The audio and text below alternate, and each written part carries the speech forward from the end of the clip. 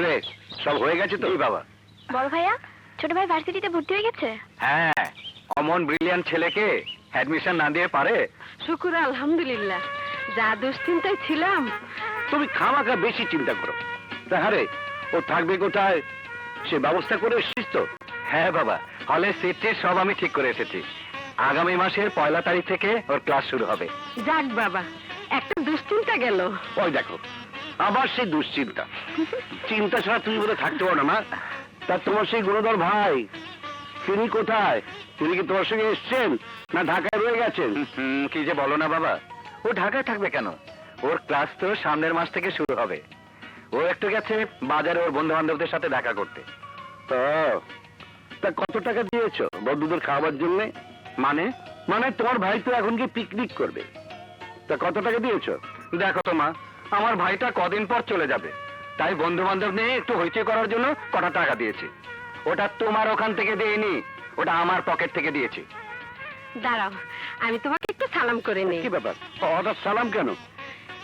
এই প্রথম আমাদের একটা ছেলে ঢাকা ইউনিভার্সিটিতে পড়তে যাচ্ছে, তোমাকে সালাম করবো না? যাক বাবা, এতদিনে আমার একটা দুশ্চিন্তা গেল। আবার আবার তোমার সেই দুশ্চিন্তা?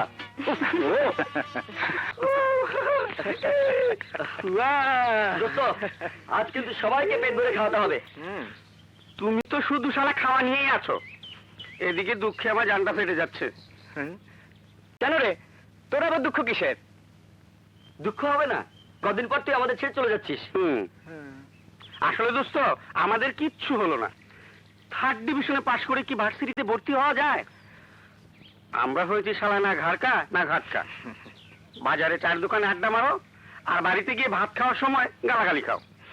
তোরা তো তোদের সব দুঃখের কথা বলছিস, আরেকজনকে দেখ মনের দুঃখে জঙ্গলে ঘুরে বেড়াচ্ছে।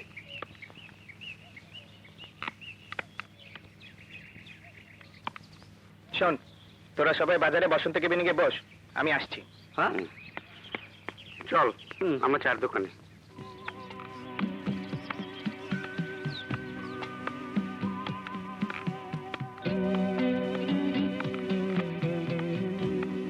কি ব্যাপার, তুমি এখানে একা দাঁড়িয়ে আছো? এখন থেকে প্র্যাকটিস করছি।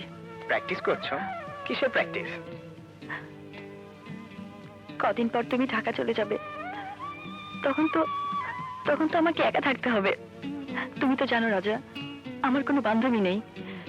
তুমি আমার বন্ধু, তুমি আমার বান্ধবী, তুমি আমার সব। আমি তো আর শুভ, রতন, নকিব ওদের সাথে আড্ডা মারতে পারবো না।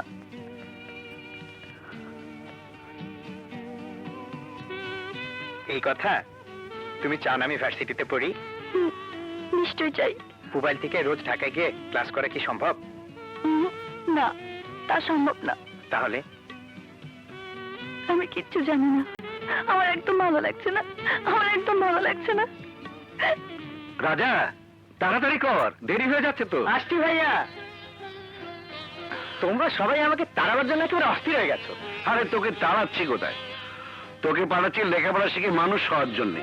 তুই মানুষের মতো মানুষ হয়ে সবার মুখ উজ্জ্বল করে ফিরে আসবি। নে হা কর। সবকিছু ঠিক মতো দিয়েছিস তো? হ্যাঁ মা। এই ফাইলের মধ্যে সার্টিফিকেট গুলো আছে, যত্ন করে রাখিস।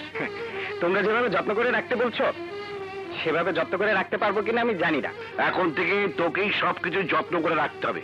একদিন তুই আমাদের কাছে ছিলিস, আমরা তোকে দেখে শুনে রেখেছি। এখন তুই শহরে যাচ্ছিস, বিশ্ববিদ্যালয়ে পড়বি। এখন থেকে তোর ভাগ্য তোকেই গড়তে হবে।